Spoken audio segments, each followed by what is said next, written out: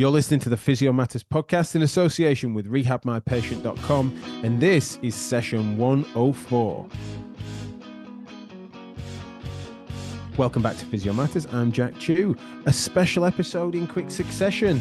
And this was actually scheduled originally, I think, as a chewing it over, but we got carried away. We got stuck into a meaty topic, and Jim then said, look, get us an intro and an outro together, because yours and Jennifer James's conversation, Dr. Jennifer James's conversation, was fantastic on an important topic that we are asked about by loads of you all the time, both across the Physio Matters channel as well as the Rheumatology Physio channels. How do we deal with these things, these complex cultural phenomena such as obesity? And me and Jennifer really got stuck into this, and so it is here as a special edition. So I hope you enjoy it. I won't go off any further, but just to thank Jennifer for her time. It was absolutely fantastic to get stuck into this with her, and she's so generous with her time, and she's also so understanding of sort of lay numpties like me, sort of interrogating what are probably fairly tired or cliched questions in an area that she studied so thoroughly, and she just comes at things, and she's so patient and very kind, and someone that is just an obvious phenomenon when it comes to education, that as she mentions at the end, she's going into some teaching and education in CPD as the obesity physio, and I just know that she's going to be a great success, because she's just that sort of person. Absolute incredible person for us to have in our network, and to work with. And so I hope you enjoyed this conversation. I hope you also consider getting involved and following her stuff as the obesity physio, because it's so important, and she is really exciting prospect in the CPD landscape, now that she seems to have, at least for now, concluded some of her sort of studies and PhD and all that sort of stuff. So the fact that she can lend herself into the CPD game for a bit is such a treat for all of us. So thanks, of course, to our sponsor, rehabmypatient.com. Go to /Physio Matters for a 3-month free trial on us of what we feel is the best in the biz for exercise prescription. But that's enough from me. I will see you at the other side for a few short reflections after this interview with Jennifer James. Jennifer James, welcome back to Chewing It Over. So what is obesity? So obesity is a chronic relapsing condition that's identified by the abnormal and or excessive accumulation of body fat, which presents a risk to health. So that is obesity. What's the primary misconception about obesity? That it's the primary misconception is that it's all down to personal choice, that someone has obesity because they eat too much and they move too little. And it's distilled and simplified down to that idea, when the reality is it's far more complicated than that, far more complicated. And we're going to get stuck into that complexity today. And we've just said off air that I won't need to act like the numpty layman, because that is exactly me on this subject. And apart from, unfortunately, being able to have conversations on and off air with you over the years, it's something that I still seek to understand better myself. And I'll be a useful proxy for some of our audience on this. Before we deep dive into that, then, tell us a little bit about yourself and how you came to expertise in this subject. Yeah, so I qualified a while ago now, 2006, from Keele with a first class, and then went over to Aintree as it was then, or Luft as it is now, and then did all junior rotations, senior 2 rotations. And then when I was doing a senior 2, I was in weight management at that point, and did a master's in health research for a year, came back and went back into the weight management team. And obviously as a senior 2, then went up to a senior 1. And whilst I was in that service, I encountered a patient who had had weight loss surgery, and they blew my mind because they were back in a service after having had weight loss surgery. And that was a real defining moment for me, where I thought, this is really, really interesting. This goes beyond just, finding something interesting to be in. This is interesting, and I am really interested in this. Like, I couldn't understand how a patient who's had weight loss surgery was back in a weight management service for patients with obesity, and he'd not been able to turn his life around. He'd not been able to optimize and capitalize on the surgical procedure that he's had. And it really, really got me looking a bit more than into the literature, into obesity and what's going on. And obviously, when you go on rotation, you look anyway, you do have a little bit of a nose around and see what goes on. But that really sparked something in me where I thought, there's got to be so much more to it than this. And then as a result of that, I ended up doing a PhD, which took around 3.5 years, subject to children on either side of a pandemic. So yeah, I guess I fell into it accidentally, but I really enjoyed it. It confused me. I left feeling perplexed. I couldn't understand people's behaviours. I couldn't understand why they didn't eat less and move more. I couldn't understand why after surgery someone wasn't really slim and had resolved their conditions, type 2 diabetes and the like. So yeah, that was a really long-winded way of saying I got into obesity because I was confused and had a lot of questions, and it's And great. and like me, you're a curious kitten, so I look forward to seeing what you've uncovered in that journey. So let's start on that misconception then. What is it about move less? Sorry, move more, eat less. That's so wrong. I think it simplifies. It simplifies what is a really complex picture and what is a really complex situation. So the causes of obesity are multifaceted. It depends on a person's circumstance. It depends on a person's own individual biology. It depends on the decisions that they make, the options that they've got. So not even choices, just options. It depends on the options that they've got and how they live their life. And although at the center of obesity is an energy imbalance, so where you've got these higher number of calories, higher amounts of energy that's going into a system, so then we get fat storage, we get adiposity, which then we say leads to that obesity. It's just not as simple as eat less and move more. So, for example, the Foresight map. So the Foresight report was published in 2007, and this was in response to increasing levels of obesity, and there've been some modelling done. So, and I think this is shocking. So the modelling predicts that by 2050, 50% of women in the UK will have a BMI over 30, so they'll have obesity. 60% of men will have a BMI over 30, and 25% of under 16s will be considered to have obesity. And you'll also notice as well, I talk about have obesity rather than be obese, very much in line with person-centered person-centered care, person-first language, because we would never say that someone is Parkinson's disease. We'd say they have Parkinson's disease. So these stats are just shocking. Go on. I know I'll forget to come back to it if we don't, but we can just hover on that for a second, because I can follow it feeling that certainly feels less I don't know, I don't want to say accusatory.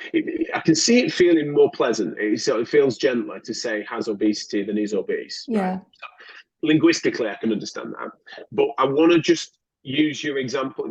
Is it inherently more accurate? So your point about Parkinson's, yes, you wouldn't say that about Parkinson's, because Parkinson's is a neurological disease sort of independent of other causes. Are we suggesting then that obesity, despite what you've just described with regards to the physics, being that there is an underlying energy imbalance, are we suggesting that that would be an independent disease that therefore could be that someone would have, rather than the consequences of it that they would then be obese? I suppose I'm just trying to work out how accurate and precise that comparison was to Parkinson's. So if we think about what a disease is, so the definition of a disease is a disorder of structural function, especially one that produces specific symptoms and is not simply a direct physical injury. So I do think that obesity will fall into that. So if we're thinking about obesity as the excess or high levels of adiposity, if we think then about what adiposity is associated with,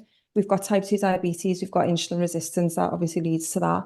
We've got this level of subacute inflammation that goes on. We have ectopic fat storage, which leads to that inflammation. We have links with musculoskeletal conditions. So yeah, I think it is correct to call it a disease, and it's been acknowledged by the World Health Organization for decades as being a disease. There's I actually don't doubt it's a disease. I suppose I'm just meaning that if I was to be referring you a patient, it'd be reasonable language and accurate for me to still describe them as a 56-year-old diabetic patient.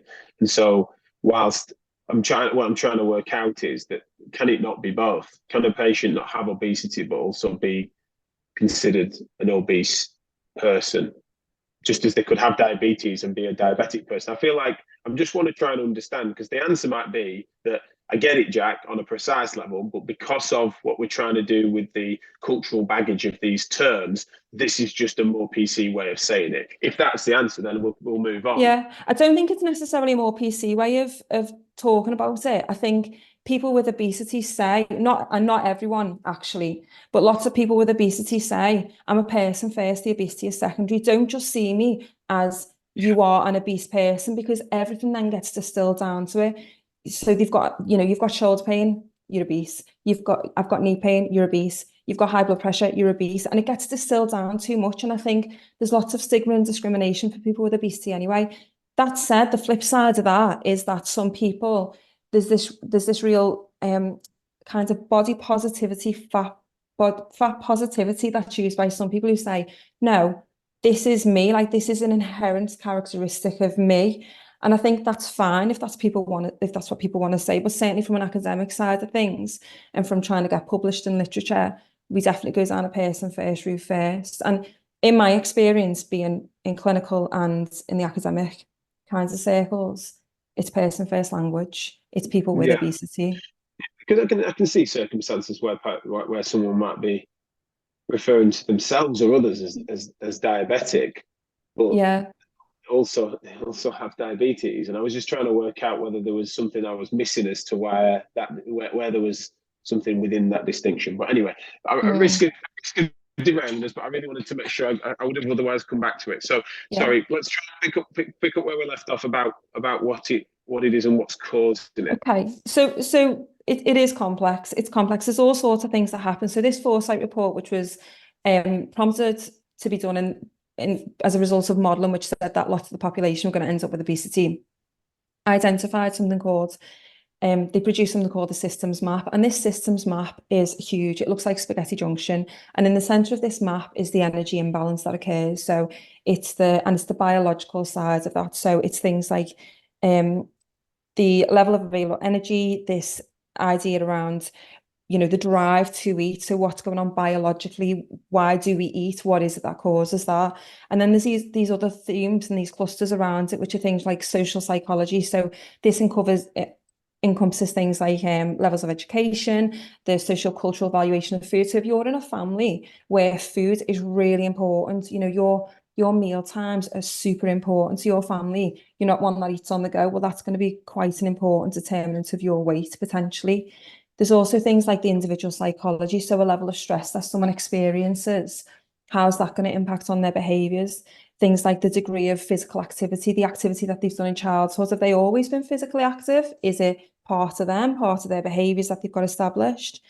Going back to that biological things, it's things like level of satiety. So if you and I ate the same meal, I couldn't say to you, assuming that I finished before you, I couldn't say, Jack, you're full now. You need to stop eating, because you'd be like, no, I'm not. Like, I don't want to stop eating. I'm not full. So there's them individual factors as well. So that level of satiety, things like your body composition, my body composition, they're going to be different. Things like your force of dietary habits. So what habitual behaviors have you developed over a period of time? How strong are these habitual behaviors? Are you able to cook? Is cooking valued in your family? There could be that you've got a family where it is, again, all centers around the kitchen, in the sense of the children help one of the parents to cook. In my house, that's not me. But where the children help the parents to cook, or that, the adult looking after them to cook, and it's got that real value to it. And things like, the financial aspect, the financial side of things, so level of employment, amount of disposable income that you've got. And, we've been and still are in this cost of living crisis where, it's expensive. Times are expensive. There's been lots in the media around things like, a slow cooker is better to cook with than other household appliances. Should I use the oven? Should I use a slow cooker? Should I use a microwave? Martin Lewis has done a whole section on that, because there are financial factors that determine the choices that people make. And then all of these choices then ends up affecting someone's weight, because don't forget that weight is a dependent variable. Weight is not, we cannot change someone's weight. You can change factors that feed into someone's weight, but you can't change their weight directly. It's a dependent variable. Does that make sense? Yeah, I've got a couple of things. One of the Yeah, things I want to is the getting my head around the cultural aspect. So you mentioned yeah, just a couple amongst other things you've said. One was sort of how central mealtime might be yeah, to a family or to a culture, and then there was also then having that other habits in which you might cook together, or the children are then helping to yeah. prepare food, etc. So both of those things sound like they are where food is a sort of central cultural theme. But one you sort of described as being potentially leading to or a higher risk factor, I guess, for obesity, and the other one being a mitigating factor. Have I misunderstood that? Yeah, no, not necessarily. I think it could be both sides, couldn't it? So you might have a family who uses loads of fat when they cook. So they use I don't know, butters, oils, and they have large portions. But the converse of that might be that yet they have all of that, but their food is not ultra processed. So they end up with higher levels of protein, higher levels of fiber. And we know that that's the opposite of ultra processed foods, which tend to be more energy dense, so there's more calories in it, but quite lacking in protein, quite lacking in fiber. So then that's potentially linked then with an overconsumption of food because you're not getting them satiety signals.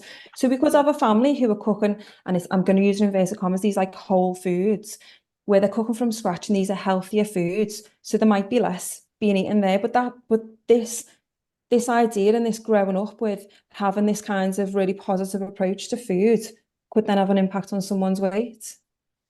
And the converse Yeah. is true, you know. What's the what's the sort of what's the most up to date evidence as to, I won't say nature versus nurture as if that can be made as a percentage, but as clinicians, let's try and frame it almost as biopsychosocial, with the bio being something that is then almost genetic, predetermined, and inevitabilities, really, what might be baked in. If we think of the psychological factors being things like willpower, of which we know also you can't separate from the biological determinants of will. And then also social things, though, being more those more abstract environmental factors that as to where you grow up and what you're surrounded with and what your access is and your financial circumstance and stuff. So could you sort of help me tease those out?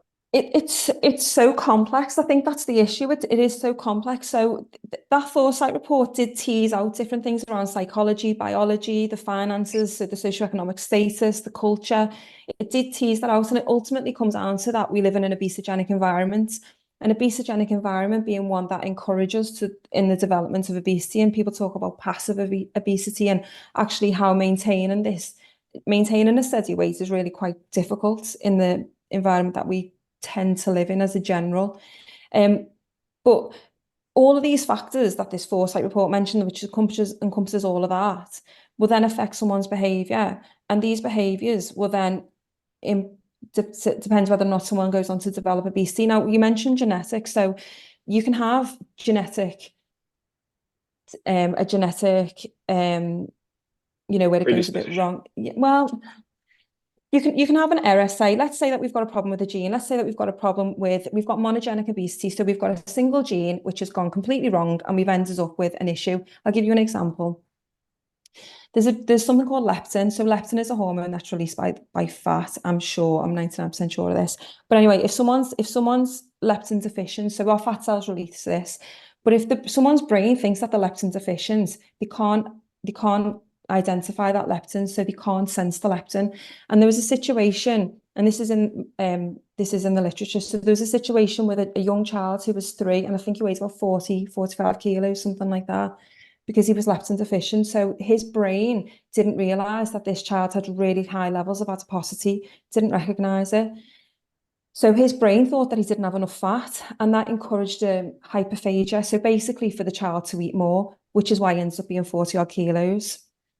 Once the scientists and the medical teams were able to resolve this by giving him leptin, then they were able to return this child to a normal weight, that we would expect. Now, of course, the drug companies jumped onto this and thought, oh, we just need to give everyone leptin, which didn't work out, because actually, if your leptin stores are sufficient, extra leptin isn't really going to make much of a difference. So if you've got a monogenic, like a single gene cause, then yeah, it'll be quite an extreme level of obesity that we're going to see, but you'd expect to see that earlier on. But what you can get is where you've got risky alleles, so risky versions of these genes.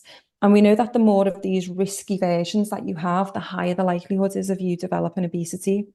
But think about genes as not being if you've got, if you've got these genes, you're not necessarily going to definitely develop obesity. Think of it like a range of possibilities, or think of it like the cards that you can be dealt in poker. So you could end up with a really great hand in poker. So you could have no obesity genes. You could end up with this really, really great, or very limited, very few, the least that we'd hope to have. But then you might go on to develop obesity because the circumstances are such that your behaviors are going to necessitate the ingestion of higher calorie foods. But similarly, you might be in a situation where you've got these risky genes, but your environment just is not going to, you're not going to encounter a permissive environment. So then you might have these risky genes, but you don't have a permissive environment. So then you don't go on to develop obesity. So it's a difficult question that you ask because it's really complicated. I'll give you one more example. So there's to demonstrate how genes can affect behavior. So there's a gene which is called TAS2R, and this allows you to taste the bitterness in sprouts or broccoli. So if you've got this gene, you might find that sprouts and broccoli are a little bit bitter, which might then influence your behavior. But if you don't have it, you won't have the bitterness, which might then influence your behavior. So if you find it really, really bitter, you're unlikely to want to eat it. So you might, you're not going to, it's the food preferences. I guess what I'm saying is that these genes are going to have an impact on someone's behaviors, but then behaviors will be the result of the environment as well. Yeah, it's I think the thing that people find most Complex. complicated is how much does the things we've just mentioned, of which exist, how much of that makes it then inevitable? So is it that predisposition makes it then more challenging for that person to maintain a healthy weight and avoid obesity? Or is it that there's an inevitability to that? Because there are extremes of rhetoric as well as extremes of example that exist in this space, which sometimes make it really quite complicated. And it sounds like we're both obviously averse, especially as healthcare professionals, to a narrow blame game in which things are oversimplified, and therefore it becomes an accusatory tone to people who could otherwise, as if there's nothing, but all it is just voluntary self-harm, of which they could have done so much more. And so we're obviously averse to that. But in countering that narrative, and I'm sure you've observed similar, is that there is then a version at the other side of it, which is that this is then something that is so inevitable, as if they're not mentioning it specifically genetic, it's as if to suggest that these things are not for changing, and therefore all we need to do is cultural fat acceptance, and that is us needing to understand that it's not actually a choice, and that these things happen, and that's why I kind of wondered on the Parkinson's example, is that look, there's judgment and consequence to living a life with obesity in ways that there isn't with having leukemia as a child, right? Or having, and because that we have understood historically wrongly obesity to simply be choice-based, lifestyle factor-based, and leukemia being nothing but shit luck. And that essentially, and even though we know in various different cancers, we have a grey area there with regards to lung cancer and smoking and things like that, where people have ended up with both a combination of bad luck and lifestyle factors. But I just wondered if I could just garner your reflections on whereabouts it might sit, and whether or not both versions of those extreme rhetoric help us as healthcare professionals, but also our understanding of the condition.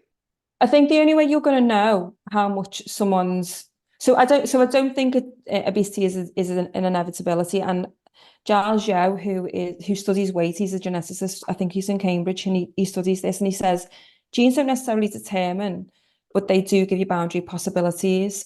So, for instance, if we were to think about running, I can't run to save my life, but I know that I could train and get better at it. I'm quite a good swimmer.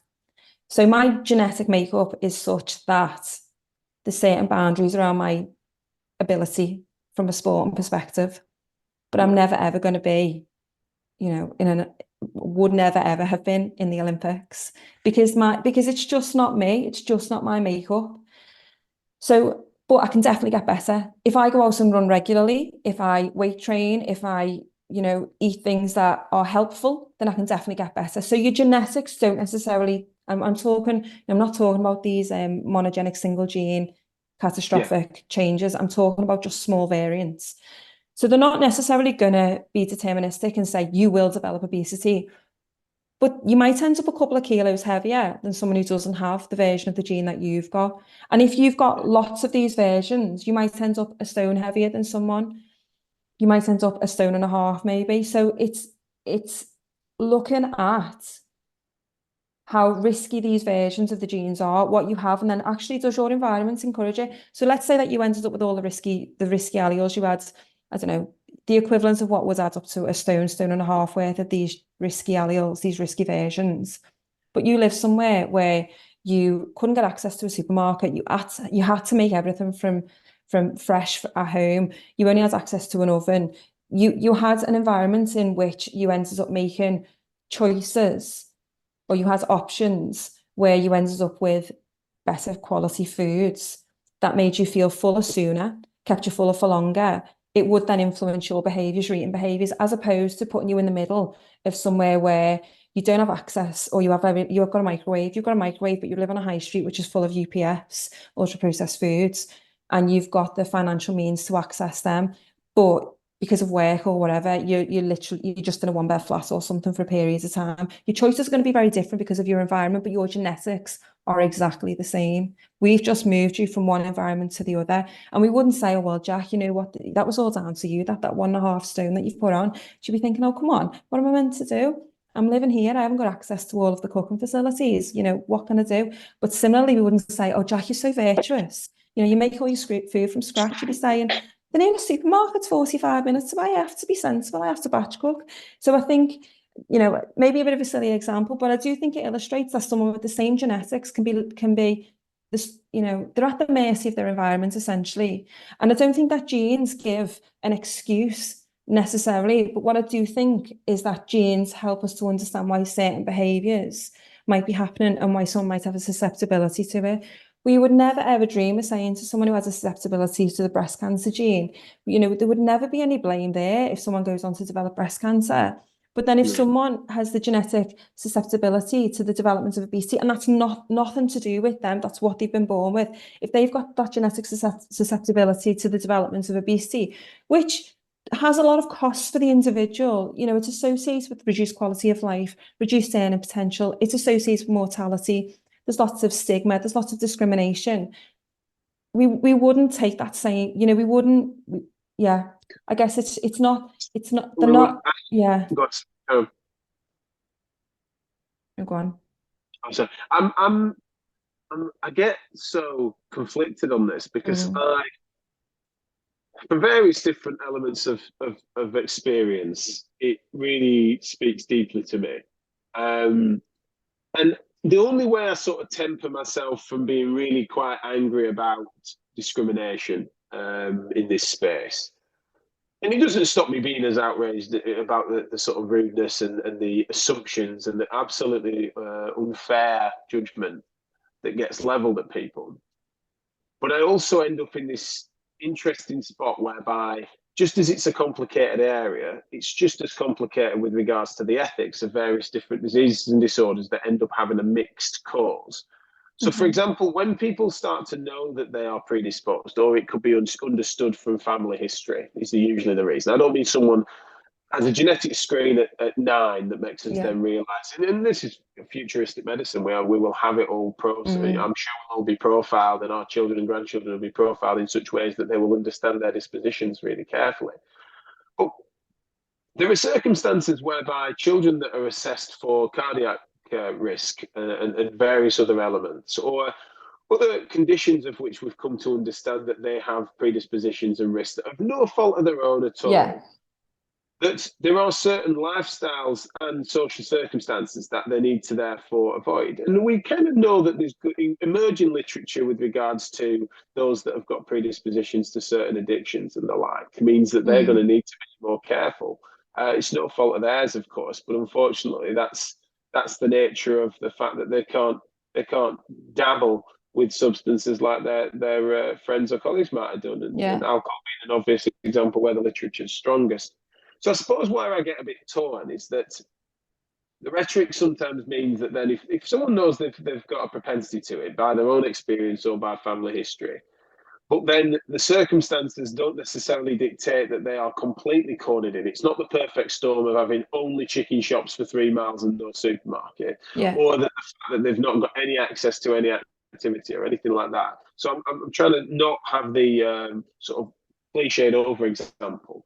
But I'm just meaning that then that's why we end up with a bit of a moral quandary, is that then it doesn't end up being nothing to do with their responsibility or nothing to do with their ability to access whatever semblance of willpower can be mustered. And so that's one of the things that ends up making it particularly complicated, is that you end up with a situation where we know we've got propensity and therefore it's not a level playing field. But even if it's not a level playing field, once we understand better, could we do better? And as soon as there's an ability to do better or not, then it doesn't have to be an either or, and that potentially there are things that people could do for themselves and their families that then would not necessarily mean that we'd have to indulge all the stigma and imply that that's all on them.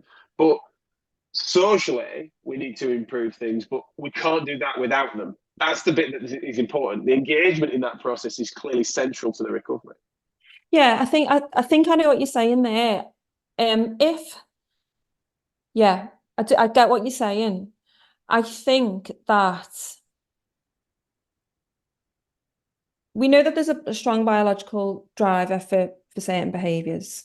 Okay, so we know that, and we know that some of them behaviors will be determined by the genes that someone has that they can't change. So that's that propensity for things. So someone doesn't feel satiated by a meal when the because of whatever reason. So genetically, they don't feel that satiety as early as other people. So they've got this drive to eat. They've got a biological drive to eat, so they can't really do much about that. That's the way it is. I do think that there is an element of people making choices when they've got agency to do that. So if someone has got options or choices available to them, then obviously we want them to make the better choices. But really often, I just don't think it's as clear cut as that. I think, yeah, I just don't think it's as clear cut as that. I think because it's not as simple as basically thousands and thousands of decisions and behaviors, which are themselves the result of circumstance, will have gone into someone's weight status. People don't gain weight overnight. So there's been a longer term pattern of behaviors, of circumstance, and of decisions that have been made that someone's ended up with obesity. And we recognize that. And the other thing is, our genes haven't changed that much in 40,000, 50,000 years, however long it is. But our environment is massively different, massively different. And the population everywhere is getting bigger. In the UK, obviously, we're getting bigger.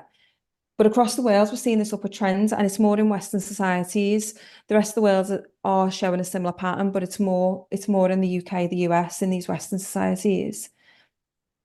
So I don't know. I think I just feel a little bit uncomfortable by this idea of, well, you know that you're susceptible to it, so you need to do something about it. Because the reality is that the environment makes that person susceptible to it, and they don't control the environment because their genetics haven't changed, but the environment's massively different. Are we? I suppose though, are we? Whether we can avoid it or not? But are we? Eventually, as people, we are succumbing to that environment, aren't we? Without us doing so, then the environment couldn't do unto us. I guess I'm trying to work out, because this is tough, because I don't think we've got it resolved philosophically in life as to how determined we are. Like how much free will we have is one of the most challenging questions. Huge question. It's one of the challenging questions, right? So I don't for a second suggest I've got that sorted out. I find it really hard when you get into the hardest of determinism. I find that really unusual. But similarly, it seems naive to think that we are the authors of our own thoughts, as if we're not constrained. I suppose on this, I can't help but, I wasn't planning to, and it's not something I'm always particularly comfortable with, but I'll use myself as an example. I sit here obese, certainly a good 20 to 25 kilograms overweight. And I don't mean overweight on a BMI scale. I'm obese by BMI. I mean that I'm certainly, I get away with it partly by being 6'4". But I know that at the heart of understanding all the complex reasons as to why I am and why I am currently, despite knowing better and should be able to do better, And there are certain environmental factors in my favour and some of them against. There are much ink spelt over access to healthcare. Sorry, not just access to healthcare, access to exercise services. I own a gym I don't use, right? So there's various different complex things going on there that mean that it's clearly more than just access. I'm not impoverished enough to eat as badly as I do. That is also partly due to the various different factors affecting my time. So I don't want to suddenly reel off all the excuses and reasons, but I also know that I've varied in my weight significantly over time. And I also have intentions to sort this out, especially now that I've managed to get a few things off my plate recently, excuse the pun. What I'm getting at is that it's just a really difficult thing for me to not say what I said about 10 minutes ago, because I feel like I witness it in myself on a cyclical basis, whereby there's certain things that I think I'm less fortunate than some others that might seem to be able to get away with it, maybe. But there's also things that I can do that are they're not easy to do, but they are simple to do, that do seem to be things that then do improve my obesity and wider health status. And so I kind of find that the rubber hits the road. It's not as simple as, well, in my case, I just need to move more and eat less. I'm not suggesting that. But what I am meaning is that if I can start to look into things like my sleep, or I can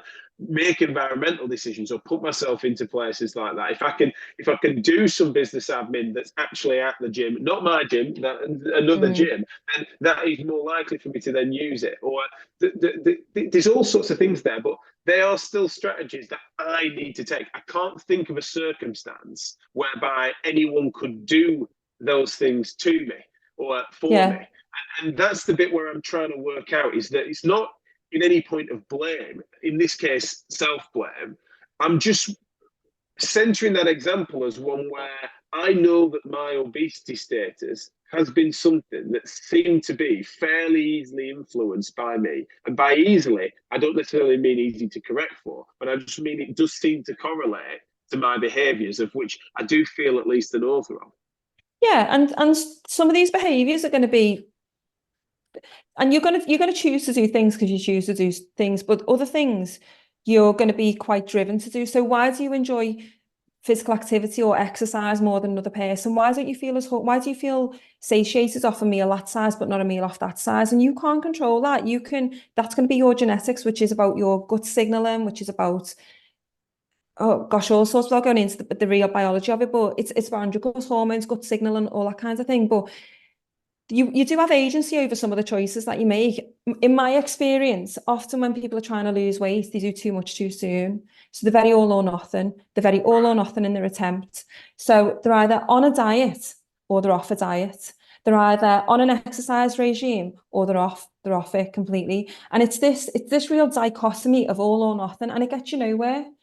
And I think what's really difficult for people is that, my experience just anecdotally from talking to people is, they know that they're putting on weight and they know that they're making choices which probably could be a little bit healthy. You know, they're choosing to have a chocolate bar after the meal, but actually they would be satisfied with, say, Greek yogurt, a little bit of honey and some fruit. They would be satisfied with that. It's an acceptable alternative. But then they're like, oh my gosh, I've put all this weight on. I need to do something about it. And they're like, right, I'm never going to even look at a chocolate bar. Never mind not eat a chocolate bar ever again. And they do all these really extreme changes that they can't maintain. So then what happens? They lose weight. They'll lose weight for a period of time, which, if they're not combining it with exercise, which we can talk about later if we get to it, is not great because you don't want to lose muscle mass or bone mass. But they'll lose weight. And then they go, oh God, I can't cope with this. I can't put up with it. I need to, it's too much. I'm unhappy. I'm grumpy. I'm being snappy with the kids, snappy with, my partner, whatever it is. And then they resume their old behaviors. And partly because there'll be habitual behaviors, I'm sure. So they'll resume these habitual behaviors. Then they'll put the weight back on and more. And all that does to someone is make them feel rubbish. They feel like they're a failure. So I think, in my experience, you are at the mercy of your environment, but you do have some control over that environment. And like Giles says, it's not that it's deterministic. It's just that it's giving you some range of possibilities. You can make better choices. Go on. It's one of them things that's a weird analogy and something I use too much, I guess, in these sorts of interviews. But Imagine there was an all-knowing being turned up tomorrow and put a gun to your head and said, "I know the answer to this question. It's more luck than judgment, or it's more judgment than luck." Obesity, right? Yeah, Which would you say it is? I'd say luck. It's more bad I, luck than bad judgment. I think so. Yeah. Yeah, And I'd what say more luck. further is to try and put a percentage on those two variables? Oh gosh, I don't think I could put a percentage on it, but I do think it's luck because you've got no say of your genes. You've got no, when you're a child, you've got no say of your environment. When you're an adult, you've got a little bit more of a say of your environment for most of us, unless you're, are really, really wealthy. So I do think it's more luck. I had this Do you think conversation with, go on. 90 to 10 or 60 to 40? I honestly don't know. I think if you've been born with the risk alleles for all the genes that have been associated with obesity, then you'd say it's really, really, really bad luck then, wouldn't you? But then Yeah, if I suppose you're, I'm being on the macro. At the mean, I just wondered if you could hazard a guess at a percentage. I honestly couldn't. I just couldn't. But I don't think, I think it's decisions that people make in the context of their environment and their situation as well. So if you, for instance, if you had someone who's 45, let's say we've got a 45-year-old female and she wants to lose weight, so she's got obesity. She's so we're thinking 45-year-old female, she's got obesity, she wants to lose weight. She lives with a husband, she's got no other family support. He works full time, he works overtime shifts, they've got a child with learning difficulties, they can't get respite care for them. That's a very different circumstance than someone who's 45, wants to lose weight, husband's really, really wealthy, the child does not have any learning difficulties, the child goes to boarding school, they want to lose some weight. The individual at the centre, 45-year-old woman wants to lose weight, has obesity. We've got a similar situation there, but their context and their environments are completely different. You'd say about the lady who's got the husband working all the extra hours, she's reduced their hours to look after the son, or who, daughter with learning difficulties, can't get respite. We'd say that's really, really bad luck. Really, really bad luck that you're in this situation and your choice is going to be limited. For the person who's 45, female, 45, obese, husband works in a really wealthy job, lots of money, doesn't have the same kind of environmental stresses, context, that's going to be a judgment thing around her losing weight. There's going to be more so. There's obviously going to be the genetic interplay there, but she's in a much different situation than our first lady. I guess I'm resisting the pull to make it too simple. I'm not trying to. The outcome of this conversation would be rubbish for all of us if I tried to drag you to be definitive or simplify it, because that's not my opinion at all. And so it's more for me to properly for us to grapple with it awkwardly over that challenging point. I think that the big thing for me is that, as we said, it's almost that broader philosophical issues over free will, is because all the examples you've just described, these complexities over the luck versus judgment as to the circumstances they've found themselves in at 45, right? There's people that are currently going to at least political wars between themselves, if not actual wars, over the differences in their opinion as to how that wealth might have been created that changes their circumstance, or how that should be distributed, right? That gets messy. So I suppose I'm just thinking that when we talk about a condition, and we're talking about a condition now as obesity, then we do then also need to think on the mean. It's reasonable for us to think about anecdotes associated to people with diabetes. Again, bad example in some ways because it's associated. But I'm just meaning that we can also then think about macro diabetes in the macro or at the mean. And I suppose I think that one of the things I do observe, and one of the reasons for my line of questioning on this, is probably because I think that if that gun was held to my head, and bearing in mind I'm sort of so ignorant to the science compared to you, is that I end up saying luck rather than judgment fairly confidently and cross my fingers that I got it right. But then I think that follow-up question makes it probably ends up being a difference between us. I sort of suspect that I end up nearer to the centre line than you do. And I'm now trying to work out, is that because I know less and that's why Jennifer's an expert in this? Or is it because of the other elements of instincts that change our arithmetic on that isn't necessarily hard evidence, and it's more just a sort of sense of our observations of culture and society. I would suspect it's more that we're coming at this from two different points, because obviously in clinical practice, I work with patients with, they've got obesity, they've got a BMI of 35, but I've worked with a patient who has a BMI like 80s, 90s, the mean BMI of patients that I've worked with is 46.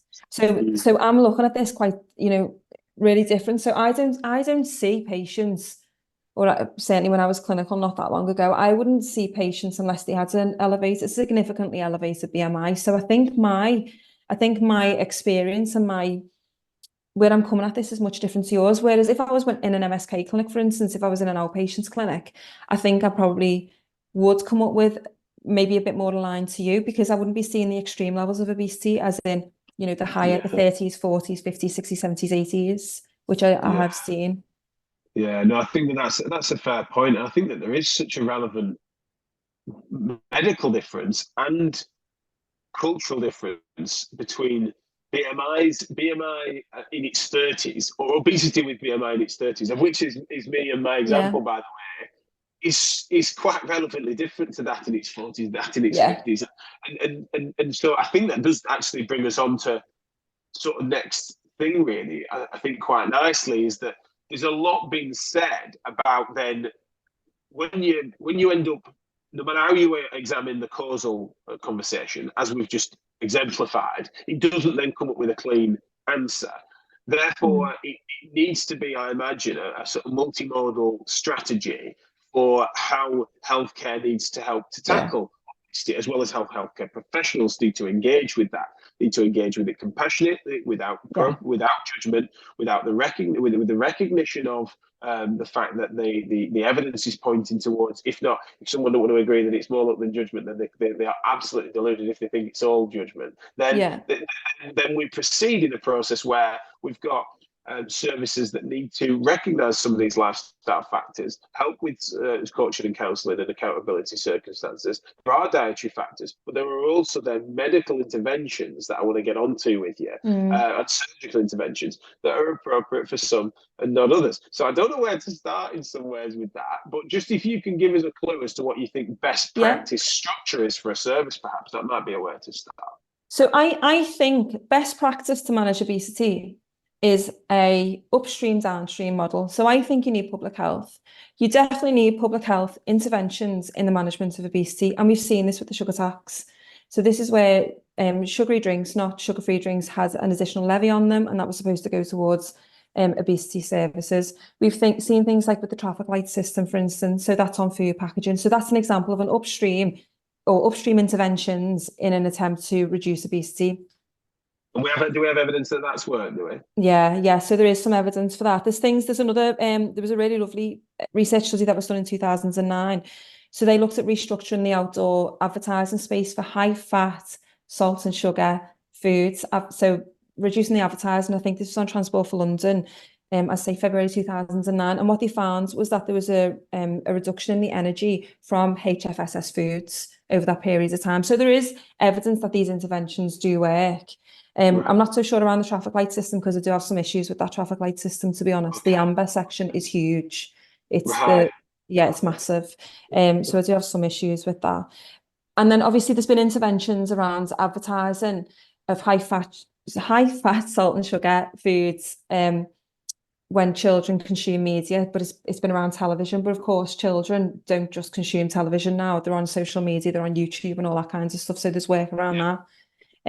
So there's that whole public health side of things, and you need a whole systems approach. You need to make it so that people are more inclined to be physically active, so that the promotions are hopefully on the healthier foods. And that would take us hours to discuss, but essentially you do need some upstream interventions. But the downstream interventions, this is around making sure that patients with obesity have got access to specialists.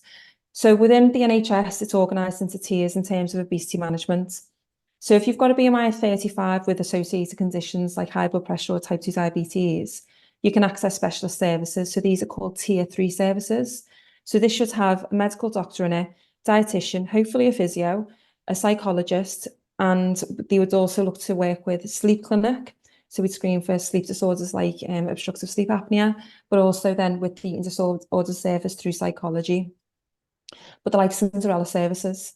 And the NHS knows these like Cinderella services, because I was recently involved in some work with NICE. They're looking at, and it will be going ahead, for digital tier 3 services to be used to help to support patients with lifestyle change either with or without the additional prescription of weight loss medication, which is obviously a really exciting development. I think it's brilliant, the progress that we're making from that side of things. Because we only used to have Orlistat available. So Orlistat is, it blocks the fat, the dietary fat. So you take Orlistat, you have your meal, and then it would block the absorption of fat from your diet. And of course, what goes in must come out. Fat is very greasy and oily, and it was really unpleasant for quite a few people. Because it would come out like an orangey, oily stool that it was just really unpleasant. But the idea behind that was behavioral modification, in that you would make different choices on the basis of knowing that you were going to get part of this fat wouldn't be absorbed and you wouldn't want to be caught short. Well, even that's just cruel, isn't it? It's just like, we're going to make this so awkward for you that you're going to have to then eat non-fatty foods and stuff. It's just, especially because we now understand that there is, you want to be, if we avoid the ultra processed versions of such, then really that's not the center of the bullseye anyway. So yeah, it felt a bit brutal. It feels cruel, doesn't it? But that was the only drug that they had available for a long time. But now there's these other drugs called GLP-1s. So what GLP-1s do, they've come from diabetes research. And there's two that you can get on the NHS at the moment. So there's Wegovy and Saxenda. And these can be prescribed in tier 3 services. Now, I know that some people are going off and getting private prescriptions. I've spoken to people who've done that, who've gone off and got private prescriptions. And the way that these drugs work is that they help you to feel fuller. So it's this feeling of satiety. So if someone was, so someone that I know has gone out and bought these drugs, and they said that after they started taking this drug, they just felt like that the food wasn't noisy anymore, like it wasn't talking to them anymore. They were satiated by it. It also delays gastric emptying. Now, through both of these mechanisms, that reduces someone's eating behavior. So again, this is for me, this really emphasizes how you've got these biological drivers for certain behaviors, because if someone feels more satiated because they've got delayed gastric emptying, and there's a number of other mechanisms by which it works, but then they eat less, that's how they lose weight. These are products that are known as Ozempic, and I think the other yeah. So this is So there's semaglutide, which is Ozempic, and Wegovy, and then you've got Saxenda, which is liraglutide. Oh, yeah. No, I knew we were on the same sort of family and stuff. I know that people, especially on an American context, and a lot of materials that have been made that have cut through into the mainstream media about this stuff. So I just wanted to make sure people did know that we were talking about the same thing.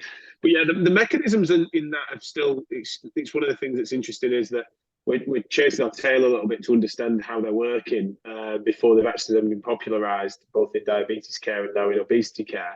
Because of the American context means that then that's sort of accessible as soon as the doctor's willing to write it up.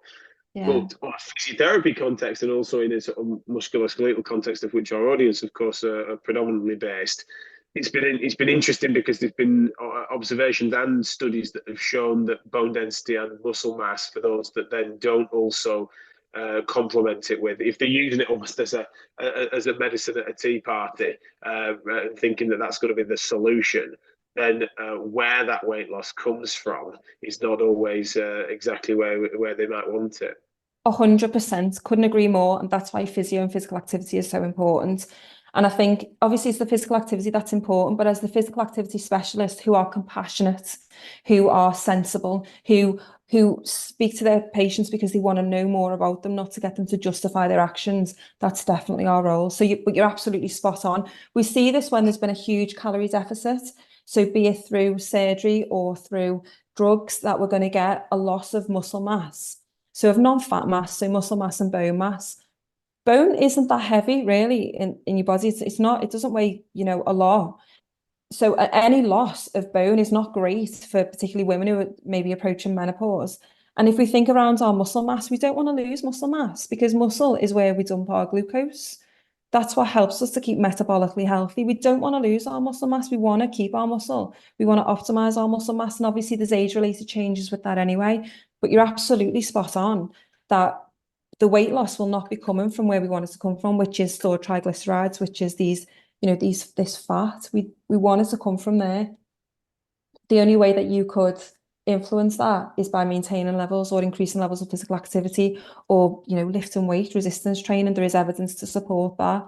There's been some really, really lovely work that's been done by Jean-Michel Aupert. So Jean-Michel Aupert is he's in Paris, and they did a review where they looked at the evidence for exercise interventions, and what they found was that, so they made a series of recommendations, but they said that if you're, so this is for patients with overweight and obesity, so BMI 25 and above, that you shouldn't expect more than 2 to 3 kilos of weight loss through exercise.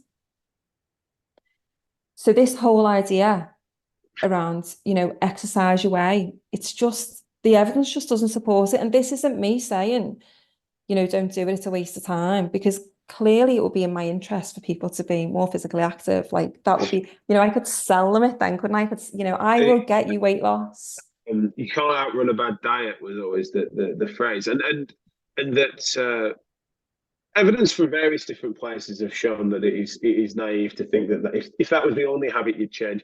In fact, there's been some really useful studies where they've kind of then interrogated it and thought, if you tease out the way in which exercise can sometimes then initiate lifestyle change, that then it's because it also has a calorific impact on your eating decisions, that it seems more effective. Because there are some people that swear blind that all they did is increase exercise and stuff, and it's just that they actually then, when studied, those individuals, not the ones that have said it, but I just mean people that think that that's all they're changing, have changed far more. But that's the nature of confounding variables. That's good science, isn't it? That's why we've got to approach this as the lab science, the basic science matters. But this is one of the things that's been fascinating, why I love to hear from you about your PhD, is because you've really had to merge the hard sciences and the social sciences. You know, you've really had to think in that broad sense. I remember me and you riffing on town planning and stuff like that. You've tried to see this in its fullest, and that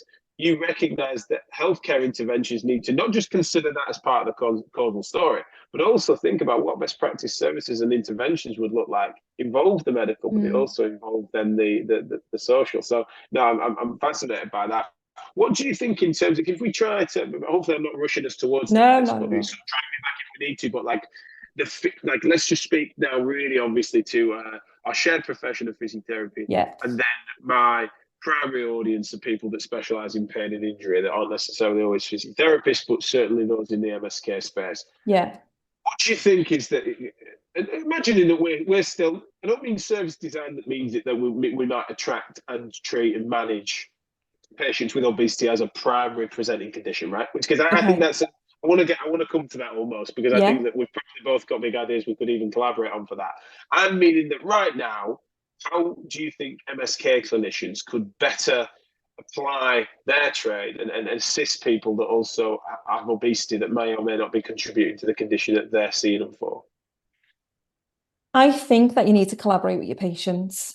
I think that you have to have a sound understanding of behaviour change and why you're asking a patient to do what you're asking them to do. Like, what's the reason for that? In the same way that you would give strengthening exercises to someone who you thought was weak, that's a sound rationale. I think you need to make sure that whatever behaviour change you're seeking, you understand why you're asking them to do that. Like, what's the deficit? And we can talk about that a bit more in a sec. I think it's also about actually listening to your patient, being kind, being compassionate, listening to your patient, and very much taking this. I really like motivational interviewing, so taking a motivational interviewing approach, and and saying to them, say that they come in with a tendinopathy, you could say, "Can you tell me, is there anything that you think is contributing to this?" And they might say, "Yeah, you know what, I think it's my weight." And 9 times out of 10, a patient's going to tell you that that's what they think it is. "Yeah, I think it's my weight." And you could say, "Okay, well, can you tell me a little bit about your weight history?" And they'll give you their story. They'll tell you whatever it is. And you could say, "Well, has there ever been times that you've been successful with weight loss?" Well, blah, blah, blah, blah, blah. "Okay, can you tell me a little bit more about that? What made that difficult for you to maintain them changes? Can you tell me about a time when you've been unsuccessful? What was it about that period of time, or what was it about them changes that you put in place that made that difficult?" Or, whatever it might be. The big thing for me is, don't ask why. Do not ask your patients why. Because when you do, you're asking them to justify their position. So if I said to you today, don't ask them why they're obese, you mean? Don't ask why. Don't ask why about behaviours. So I'll give you an example. So Jack, what did you have for your breakfast today? I didn't. Why? Why? Yeah. Why didn't you have breakfast? Yeah, it feels so It's accusatory, doesn't horrible, it? isn't it? It'd be hot. Yeah. But if I said, "Oh, Jack, what did you have for your breakfast this morning?" And then you say nothing, I'd be like, "Oh, you've missed out there. I had a smashing breakfast. I had Weetabix, love Weetabix." It encourages that conversation. But I think where we're talking about weight and health, I think you've just got to be really careful, because why is justified. And if you've got a patient with obesity and they say, "Do you know what? I think that maybe my weight is contributing to me leg pain or knee pain, whatever it might be. And I think if I lost weight, it would be better." And then a physio goes, well, why didn't you lose weight then? It's like, oh, because if it was that easy, I would have done it. So I think Yeah. And you nailed it as well, is the fact that sometimes early in your career, and I remember feeling this a bit, and I've certainly heard it from lots of people, it's like, oh, it must be awkward to broach the subject. It's like, I don't think I've ever had a circumstance whereby someone's then been sort of alarmed as if you'd need to bring it up. It's like the right conversations that they're usually sometimes too hurried to bring it up, as if they want to, they're so used to that self-blame, or they're so used to the system immediately attributing everything to that, that even when it's an appropriate thing for them to discuss. So the difference between a chronic tendinopathy for someone with a BMI in its 40s, it'd be, knowing what we know now, it'd be remiss if you were to really ignore those variables. If someone, especially if someone invited it as being a factor, it'd be really silly if you were to say, no to do with that. Actually, this is just a low tolerance thing. But similarly, there's people that, same person even with an acute back strain that's actually recovering quite well. You're seeing them within a week, and it's probably only going to be another until it clears up. They're wanting to over attribute it to their obesity. It's probably right for you to take the edge off that self blame, because that's something that we've no evidence to suggest that that's going to be it. Now, the way in which they might make that better by having a more active lifestyle and stuff we can get into, but comparing those two things, a good insight into MSK, as well as just a sensible amount of compassion for people that might want to self-flagellate, means that you take the edge off that in the conversation. But in both those cases, they're volunteering that. You never really have to go fishing and say, "Have you ever considered it might be because of your obesity?" I can't think of a circumstance I've been where I've needed to do that. And I'm not someone that ducks those conversations. It's just they come to you with the right questioning that never feels like you need to go probing. They will do. And it might be that you maybe need a session or two. If someone feels really unsure about it, they might need a session or two. But by and large, patients are going to volunteer it. And then if you're open and compassionate and you genuinely seek to understand and say, well, can you tell me a little bit more about that? Then you'll get them answers, and the patients might turn around and say, do you know what? When I've done it before, I've gone all or nothing. I went on Cambridge diet, which is a meal replacement. I went on this Cambridge diet and I couldn't cope with it. It was too much. It made me really grumpy. It really upset my tummy, or it cost too much or whatever. And that's an example of what I mentioned before about an all or nothing approach. Often it's just smaller changes over a prolonged period of time that's going to get you a return. It's not going to be, an all singing, all dancing, huge weight loss in a short period, but we probably don't want that anyway, to be honest, because like we've just mentioned, they're going to get muscle mass loss and bone mass loss. So we don't really want that anyway. So I think it is about, just being compassionate and talking to your patients and thinking, well, they're the experts of them, I'm the expert of the physio. How do we work together? How can we dance? It shouldn't be a tug of war. And the way that when you're in a consultation is you'll get, but as soon as you start to hear the buts, I'd back off. And I just think, okay, this person isn't quite ready for us to have this conversation, because that feels like a hard stop. Well, I could do that, but, or well, I can't do that, but it feels like a stop. They're telling you, just back off a little bit here. And it might be, as I say, that you need a couple of sessions to kind of get that rapport going again, get that relationship established for them to realize that you want to work with them.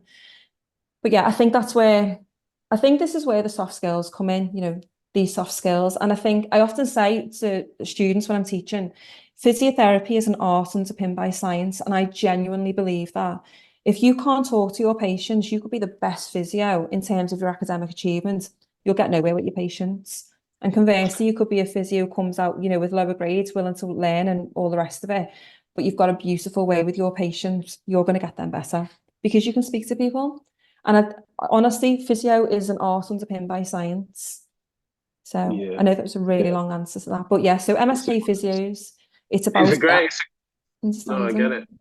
No, I get it. What do you, because I said I was then going to shift it to you know, ideally how we repurpose the existing workforce to recognise that their skill set in functional rehabilitation, particularly, I'll be biased in saying that I admire our audience for being sort of centering things on improving and scaling function and everything, that our audience don't tend to be sort of devotees to particular modalities, at least, we've surveyed that and we can be fairly confident of that. So I'd be surprised if both, NHS and private services weren't interested in thinking, right, how might we better serve people, not just that happen to also have pain and injury, but people that are seeking help with obesity as the primary issue of which to be treated. What does that look like, and how do we kind of ramp that up, do we think? Okay, so a couple of things came to mind then. First and foremost, I do think, as I mentioned before, clinicians need to understand behaviour change, and they need to, not just this cycle of change and pre-contemplation, contemplation, you need to actually understand it. So I really like something called the combi model, which fits inside something called the behaviour change wheel. And it looks at someone's, you look at a target behaviour, and I love that your audience is mostly around function, because I think that's so important. Because what's the point in getting strong if you can't get off the toilet? What's the point in, being able to do whatever in the gym in such an artificial environment if you're going to struggle to bring the bags in from the car? So absolutely function all the way. That links beautifully with something that I identified in my PhD, which has not really been wrote about in the literature. It's been mentioned in one paper, and it's something called a non-scale victory. So a non-scale victory is what we might call a non-scale outcome, in the kinds of medical fields. A non-scale victory is something that the patient wants to achieve, and it's a big deal for them. So an example of that would be, I want to be able to shop on the high street. I don't want to have to shop in whatever these, alternative clothing stores are. I want to be able to sit on a plane and not need the extender belt. I want to be able to go to a restaurant and not think, okay, what table am I going to be able to sit at? Because what chairs by a wall that I don't have to worry about people trying to get in behind me. So non-scale victories or patient-reported outcomes are so important. And that links again with function. So find out what's important to your patient, because what you think is important and what they think is important there might be no correlation whatsoever. It might be that there's some correlation, but just ask the patient. They're the expert.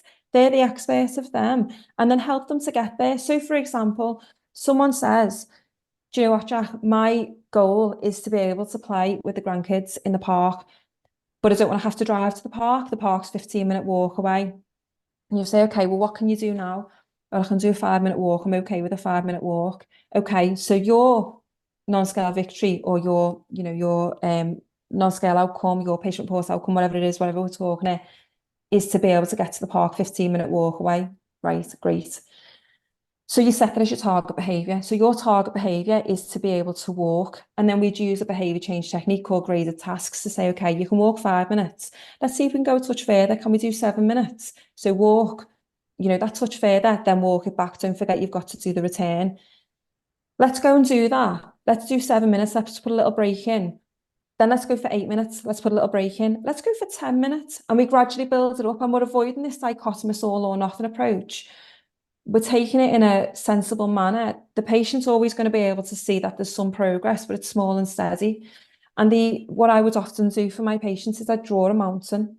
So I'd say, okay, we're going to climb up this mountain. So here's the bottom, here's the top. If we go all or nothing, we'll get up to the top and it'll be really quick.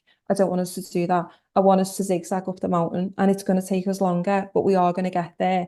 And then when you have a blip, when the weather's awful, if you hurt your foot, when the park's shut for refurb or whatever it might be, when something gets in the way, you don't fall all the way back down the mountain, because we've done it in a really sensible graded approach. And that's called graded tasks. It's a behaviour change technique. And I'm linking that with probably motivation around doing the behaviour.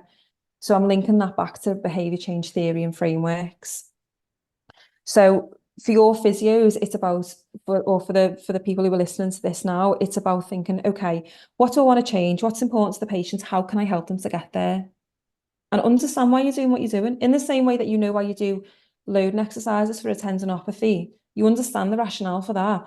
Understand why you're setting your goals as you are. If the patient turns around to you and says, I want to be able to walk to the park to watch the kids play, wonderful, great, 15-minute walk. If you then give them an exercise program to do in a gym, what's the point? Why are you doing that? You're going to have some crossover, some carryover, there'll be some benefit, but it's not aligning with their goals. Do you think the compliance is going to be good?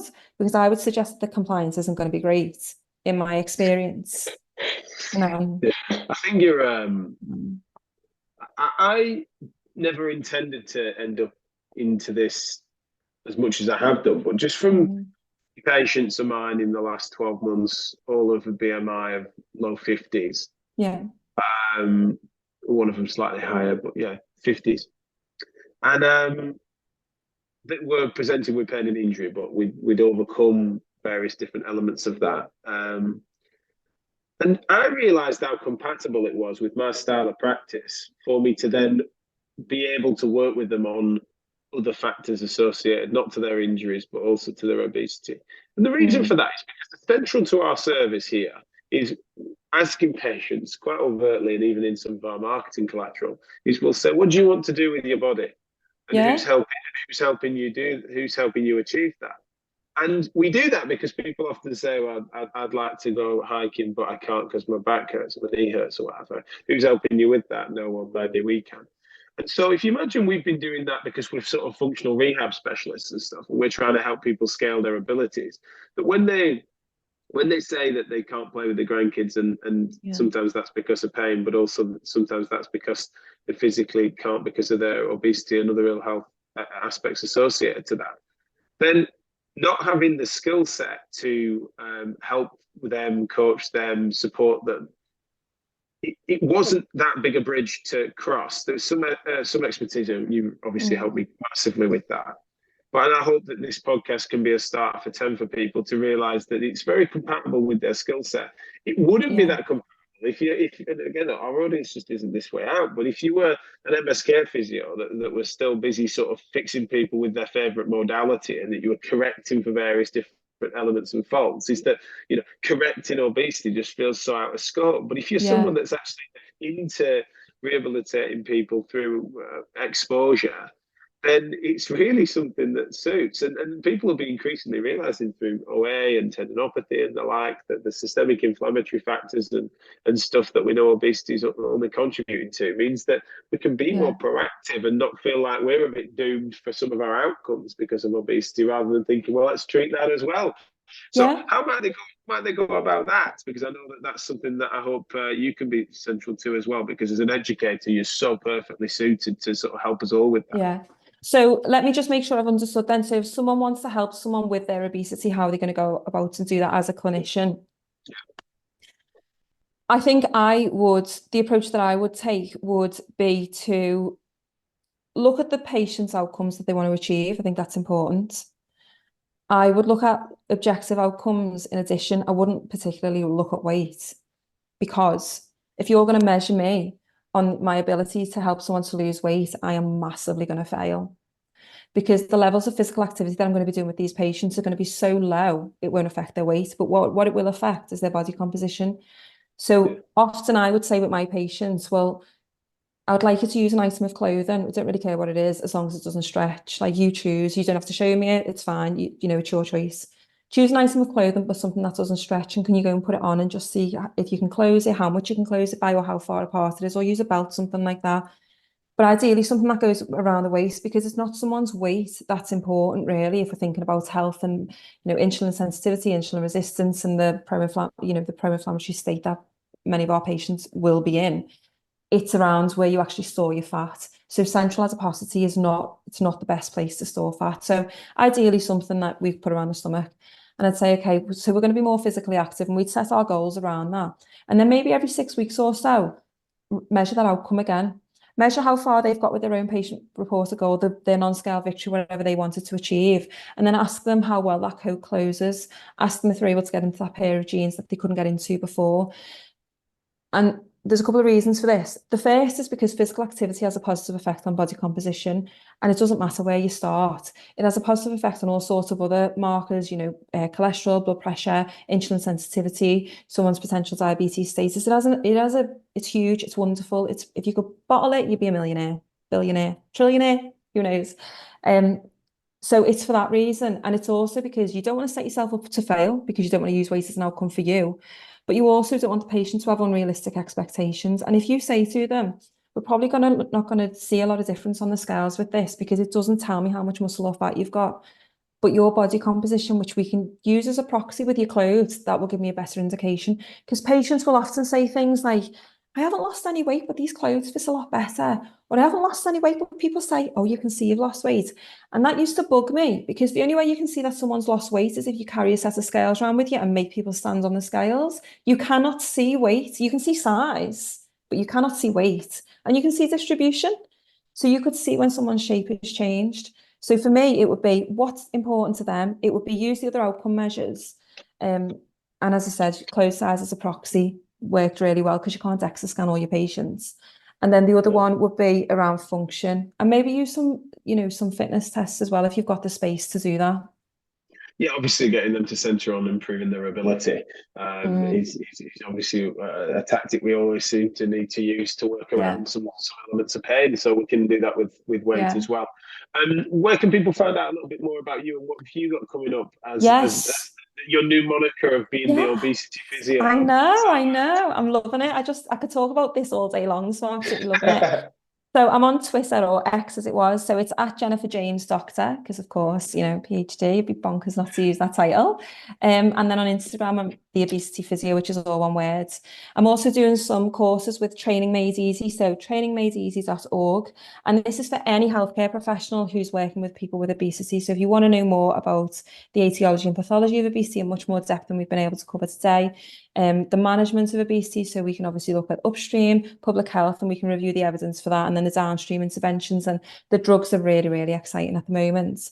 And then also looking around behaviour change theories, frameworks, and how to actually do it. And I feel like we've had we've covered a lot of ground today, but in the training obviously we've covered in a lot more depth. And yeah, everyone will probably have a job trying to get me to shut up, to be honest. But yeah, that's Trainer Made Easy. I'm doing a one-day course on the 23rd of November, face-to-face, and it's in Derby.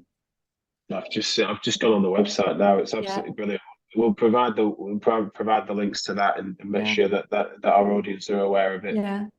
So much for all the work you're doing, and thanks for your patience in me to understand this over time. Obviously, I'm on a journey as many others are, and hopefully I'm a useful proxy for our audience. It could well be that the listeners are just thinking that I'm being stupid and I've asked you half a dozen questions that were unnecessary, but hopefully I was somewhere near where they were at, and you've been invaluable in helping me to understand this better, and that continues. I think like the key messages for me, like I love these conversations, and like being able to talk to you about all this with someone who's genuinely interested is just awesome for me because I love it so much. I think kind of the key messages for me is just that people need to understand that the causes of obesity are complex, and go and look at the Foresight report. You'll see the map. It's a mess. Understand that obesity is not a moral failing, and it's the result of thousands of decisions of environments and circumstances that have resulted in this energy imbalance. I think it's understanding that physical activity is wonderful, absolutely wonderful, but you're not going to get a great return on weight. So please don't anyone peg themselves against this. They must get a 2 kilo, 5 kilo, 10 kilo weight loss, because you're not going to do it in any meaningful long-term way. People will end up putting all that weight back on and more. They'll feel awful about themselves, and you're not going to feel great either. But yeah, and don't ask why. That's the final point. Don't ask why. Explore, understand, ask questions, but don't ask why. But yeah, that's fab.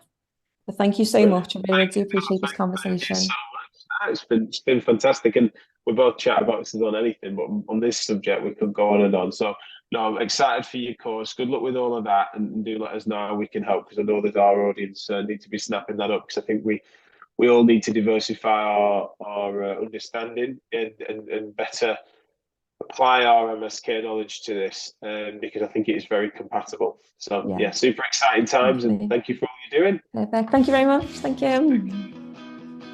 And there you have it, folks. That was our special edition, session 104, I think it is, which is so crazy to be saying that. But as you can probably tell from a back-to-back special episodes on the normal Physio Matters style and format that we haven't done for a while, is that we're ramping up for something pretty spectacular when it comes to the audio stuff.